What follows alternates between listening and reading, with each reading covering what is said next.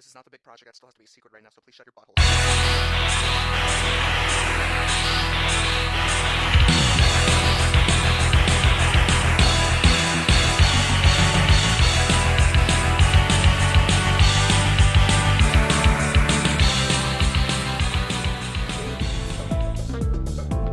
Anarchy Reigns is a three-person beat-them-up where you play as all the anime from It's a Mad, Mad, Mad, Mad World to see who's the best fighting guy. But it's not a normal beat-them-up game, and it's not a fighting game either.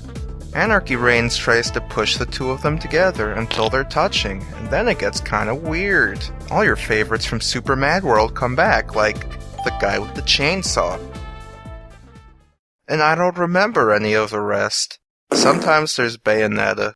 Now the most important thing about a fighting game, as everyone who's an idiot knows, is the single-player story mode. But this game hits the hay in a stupid way because the story is dumb and shit. Some stuff happens with dead girls, and the world is post-apocalypse. But whatever, it's all Japanese and dumb. So because the single-player is so bad in this multiplayer-focused game, the whole thing blows an ass. I don't know about you, but the only reason I buy Street Fighter, Tekken, and Dead or Alive is for the single-player story. And those games have bad single player, so that's why no one buys them either, right? The multiplayer isn't fun either, and you know why? Because I can't just go in and press all the buttons to win. I played it for 5 whole minutes and then I died. The camera was really bad. It was so close to my character, I couldn't see anyone behind me.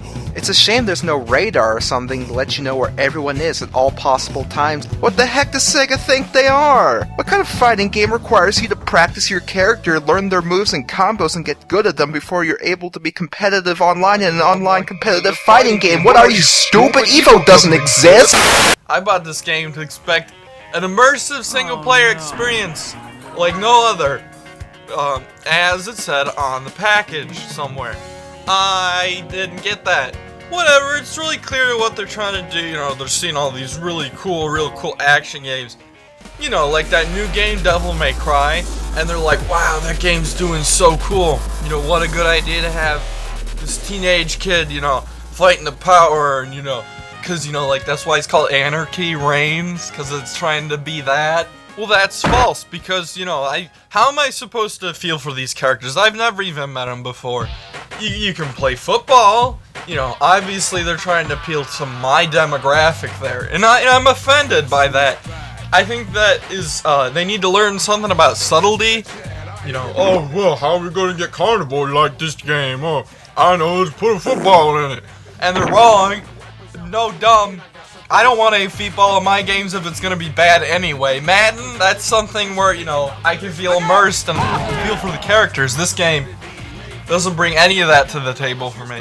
One thing I found really irritating about this game is it has something that people call, what is it, a difficulty curve? Why would I want that? I want to be able to just jump right in the game and be as good as I am at any other game and just magically know how it plays.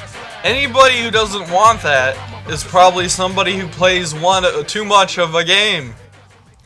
And you're a nerd. And they had the nerve.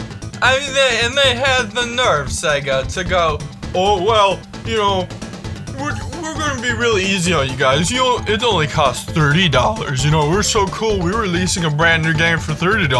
Try to act like it's some good deal, act all cool about it. What that tells me is that Sega did not have the confidence, you know, that shows a lack of confidence. They don't even think they made a top quality product, that they won't even sell it for $50. Even Sega doesn't think their product is worth the standard market video game price for you. And that means that you're gonna get ripped off because you're buying a game for $30, and it's, you know, unfair marketing to make a game cheap when games are supposed to be expensive. That's cheating! While playing through the campaign, I was unlocking characters left and right. Every time I interacted with a character, he would become my best friend, and then I'd play alongside him. I heard that you can't unlock anything through playing multiplayer. There's definitely no way you can unlock characters every level up. So basically, play through the whole campaign.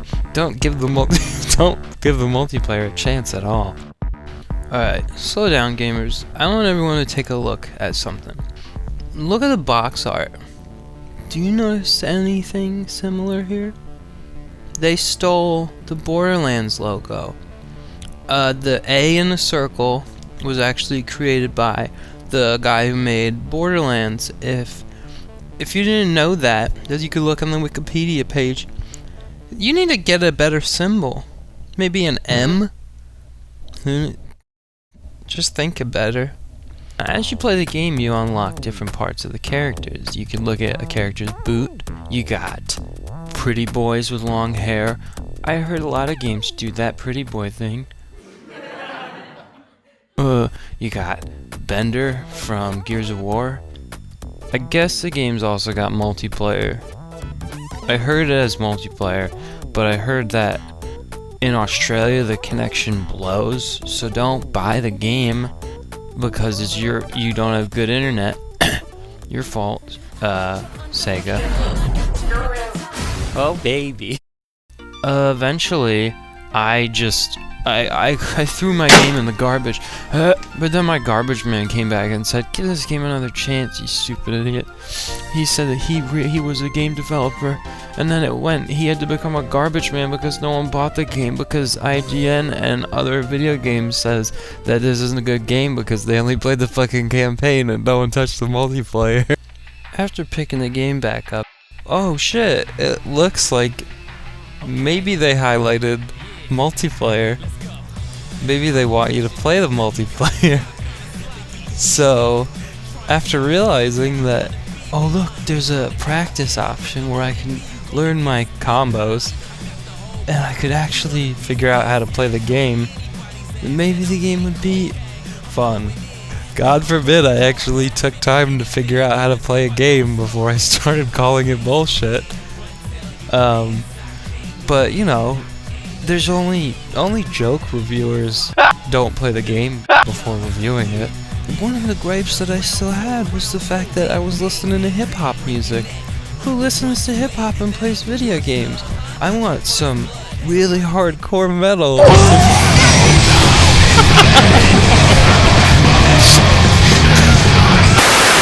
Okay gamers, so you pretty much got two options. You can either take a chance and listen to fat fedora wearing losers and just assume that the minimal amount of the game that they played is actually enough to merit a good review that says the game sucks. Or you could just shell out the $30 fucking it costs to buy this game and give it a shot. I'm just gonna put that out there, that this is a good game. Anarchy Reigns tried something that, I haven't seen done in a very, very long time. It's an arcade-inspired brawler that takes a multiplayer environment and turns it into pure chaos just to turn around and make that incredibly fun. But here, I turn around and look at the reception this game is getting. It really bums me out. I'd love to see more of this kind of thing, or more experimenting like this in general, especially when it comes to multiplayer games. And to see it fall flat on its face because critics and everybody else are just not in the mood for it, I find that a little disheartening. The single player may suck ass, and the online system may be amateuristic, but if you can get past these things, you have a pretty fun beat-em-up fighting game, and for only half the price of a normal retail game, I can definitely recommend this.